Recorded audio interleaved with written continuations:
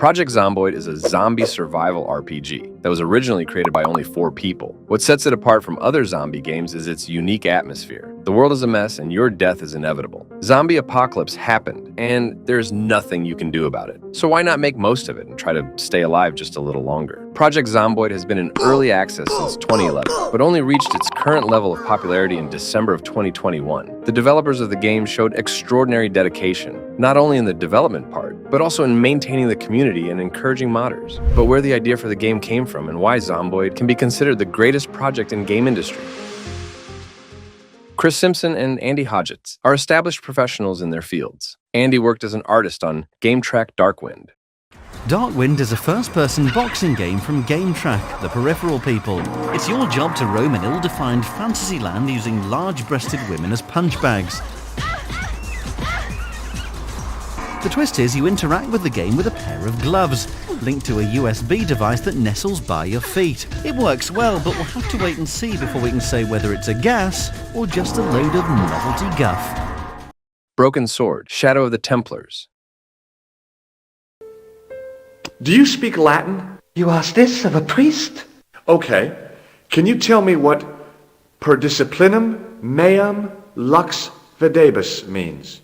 Let me see. That would be, by my teachings, you will see the light. I think. Yeah, that's what I thought too. Defender of the Crown.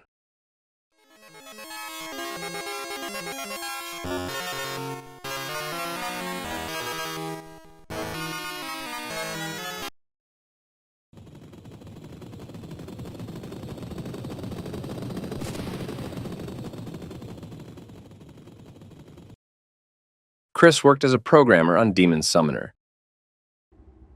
It was the most horrific thing I had ever seen, but as the fire consumed her body, I knew that at last my dear Emily was free.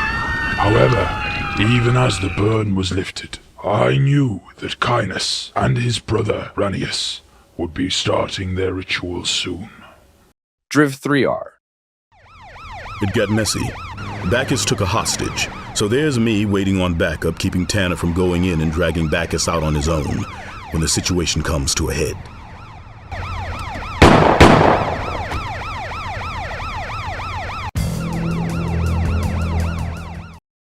Super Puzzle Fighter 2 Turbo. Ready? Fight!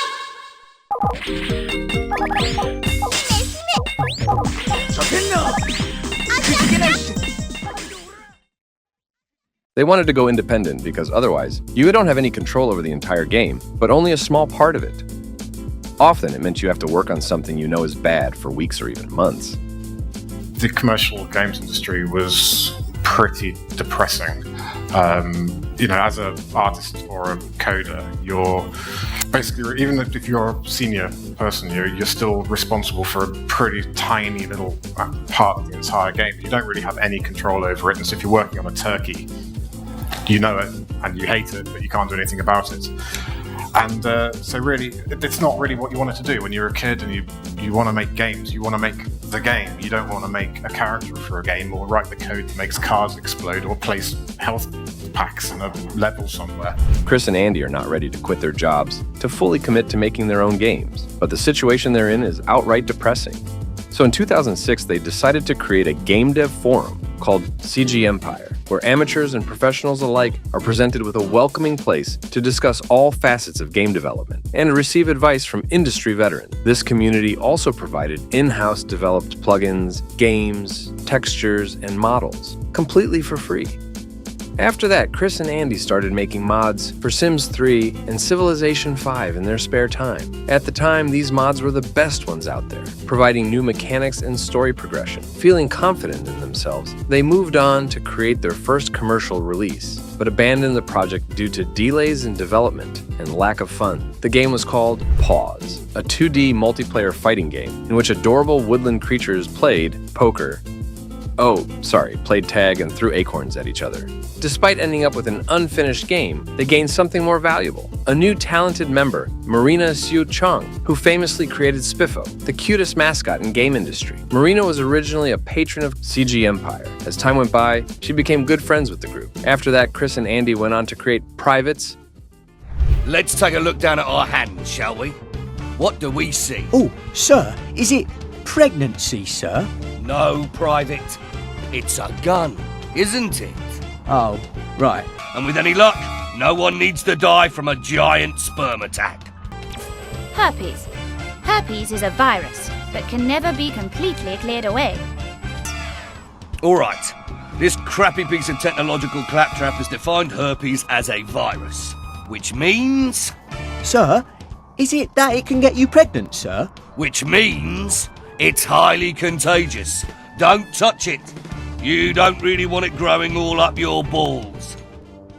It won the BAFTA Children's Award for Educational Game in 2011. It is a free sex educational game, so there were no money to be made from it, which left them penniless. They had to find another way of funding their next project, different from what they have been used to, so that they decided to start working on the next idea as soon as possible in order to crowdfund it. Crowdfunding for an unfinished game was a new phenomenon at the time, and the early stages of Minecraft development also used this method. No need to say that Minecraft was a success, thanks to all the people who helped at the very beginning. It showed the developers that it is possible to crowdfund a game which before was unthinkable. But Chris and Andy still needed to show something for it to gather attention. So, once again, they brought in Marina to help them with design and also the writer Will Porter.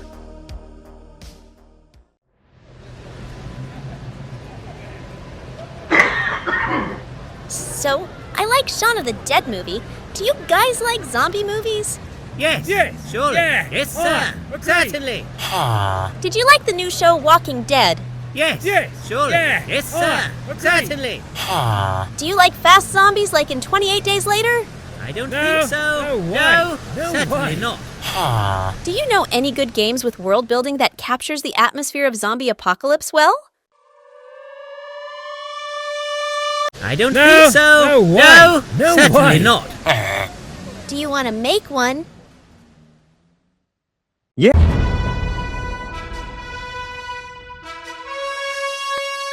And just like that, Project Zomboid was born. Screenshots of the game soon followed with a playable demo, helped to raise money to continue development. Notch, the creator of Minecraft, loved it so much that he has started giving shoutouts via the Minecraft's main menu. Just a couple of months after Project Zomboid's pre-alpha release, Project Zomboid also appeared in Minecraft's magazine Master Builder in April 1st, 2015. Year after year, they carry on improving the game, but remain in early access. They hire new people while still remaining a relatively small group. Slow and steady wins the race is IndieStone's motto. In 2022, Chris shared his thoughts on the development trajectory. We worked on the game for 10 years, with relatively small success, only making it big this year. We had no way of knowing we'd ever have made it big. It'd have been extremely easy to give up on it at any point in that time, call it 1.0, and move on to a new game. We chose to keep early access tag because we want this one single base game to have everything we consider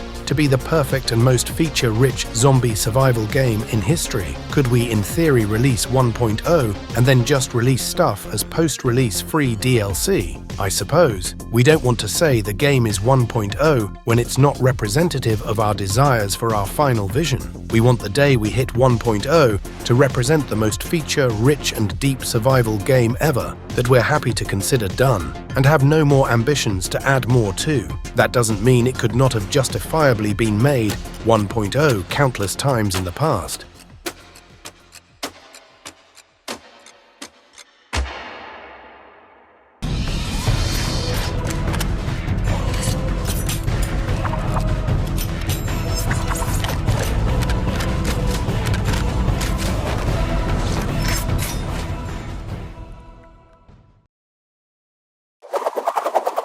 Build 41 has multiplayer now.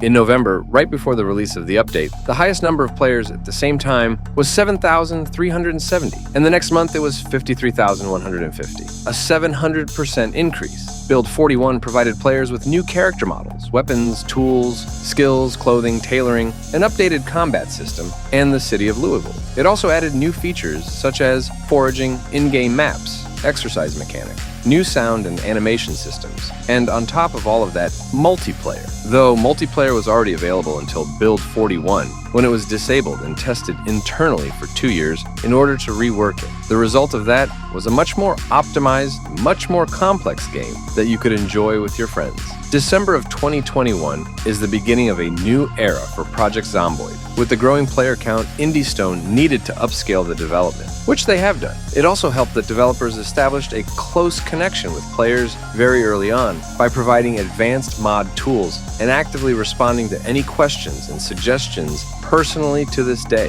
Zomboid is the greatest project in game industry, not only because of these points, but also because it is only halfway through its development. It is work in progress and only a fraction of what will be down the line. Zomboid is our magnum opus, in the sense that we're never going to make something as big as this again. So we just want it to be something that can stand the test of time and that people remember fondly. The indie industry now is basically the commercial games industry that we wanted to get into when we were kids, because back then the commercial games industry was more bedroom coders. You made your game, you put it on the tape, you took it down to WH Smith's or whatever, and we looked up to people like Sensible Software with John Hare and all that business, and basically once we got into the industry we got rather disillusioned because we thought we'd missed it and we never got the opportunity to be part of that industry, but we finally managed to do that by going indie, and I'm very proud of it. So, is you hear it said nowadays? You never used to hear it said that making games is a job now. It's just a job, and it isn't just a job. And I hate it when people say that. So, go indie.